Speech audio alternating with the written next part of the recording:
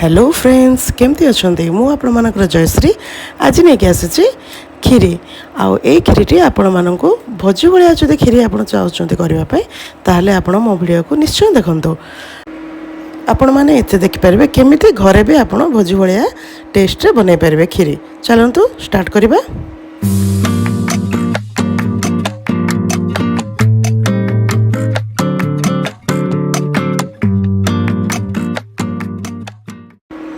मुझे गोटे लिटर क्षीर नहीं जाइए आम ए गरम करवा से दुईटा इलायची पकाऊँगी तो आम फुटापी किसी समय छाड़ी नवा से भितर आम प्रिपारेसन करदे केमी चाउल को से पकेबा आ कौन तो ये मु कुकर रे तेल गरम कर देछि तो मु रिफाइन ऑयल ही यूज करछि तो तेल पकई से आम काजू आउ किसमिस पकेबा यटा को आम ब्राउन है पर्यंत भाजवा ताको भल भाव में रोस्ट हो गले ताको बाहर करवा। देखु रोस्ट हो गलानी ताको एबे आमे गोटे जगह बाहर कर नबा से जो तेल अच्छी से ही आम चीनी भाजवा। देखु एमें चीनी ऐड कले चीनीटा को आम ब्राउन है पर्यंत भलसे भाजवा सेटार जमी आम कारामेल करुचे से कारामेल कलरटा पूरा आसीज सेटा हैला परे आमे से आमे चावल ऐड करवा।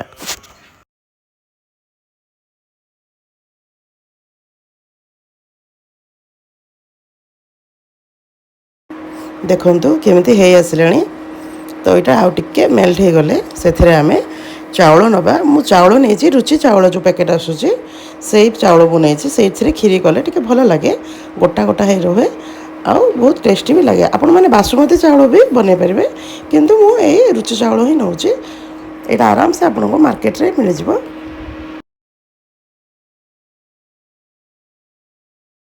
यहाँ को आम भलसे गोले नवा गोले नेला यहाँ भलसे मिसी गले से आम 2 कप पानी ऐड करके प्रेशर मारदबा।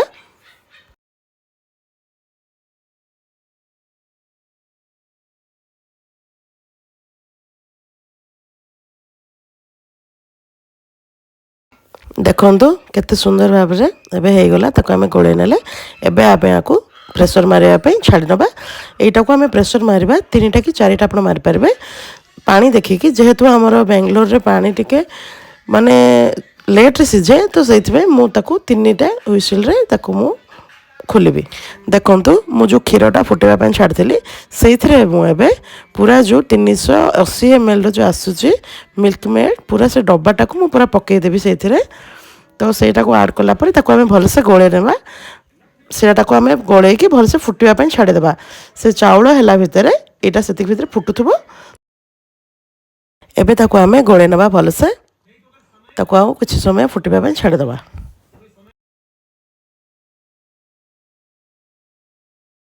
देखंतु चाउलटा आमर ए पूरा हो सारी ताको एबे आमे क्षीर रे पकेबा आ ताको भलसे मिसई दबा।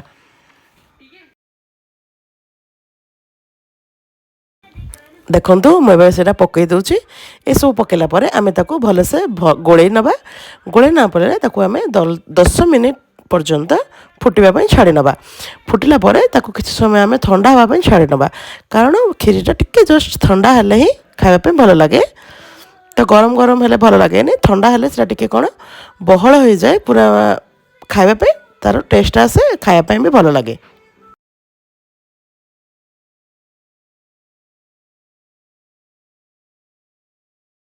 एबे आमे सेथिरे भाजी रखिथिबा ड्राई फ्रूट्स ऐड कर दबा ताकू पकेला परे जेतला आमे ओल्हेबा 5 मिनिट थिबो ओल्हेबा पई सेति बेला आमे पके दबा ड्राई फ्रूट्स तो एबे आमे पके देले आ 5 मिनिट ताकू भल से घांटी की ताकू आउथरे छाड़ नबा।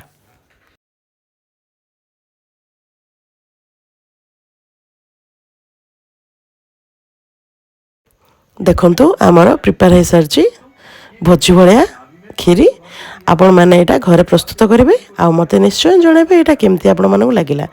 यहाँ देखंतु आम यहाँ जेहेतु हो गला आपको आम बंद कर दे गोटे 10-15 मिनिट छाड़ी नबा ठंडा हाँवाई ठंडा है आपड़ यहाँ खाईपारे आ फैमिली की भी आपंकर खुआबे। देखंतु केते सुंदर रे हो सारी चाउल गुड़ा भी सब सीझी जाइए तो एबे ताको आमे ठंडा हाँवाई छाड़ी नबा ଦେଖନ୍ତୁ କେତେ ବଢ଼ିଆ ଦେଖାଯାଉଛି। ଆପଣମାନେ ଆରାମସେ ଭୋଜି ଭଳିଆ ବନେଇ ପାରିବେ। ଦେଖନ୍ତୁ ଏଇଟା ଥଣ୍ଡା ହେଇଯାଇଛି। ଏବେ ମୁଁ ତ ଆପଣମାନଙ୍କୁ ଦେଖେଇ ଦେଉଛି।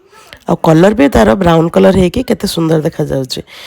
ଆଉ ଆପଣମାନଙ୍କୁ ଯଦି ମୋର ଏଇ ଭିଡ଼ିଓଟି ଭଲ ଲାଗିଲା ତ ଲାଇକ୍ ଆଉ ସେୟାର କରିବେ ଆଉ ସବସ୍କ୍ରାଇବ୍ କରିବା ପାଇଁ ଜମା ବି ଭୁଲିବେନି। ରହିଲି, ବାଏ ବାଏ।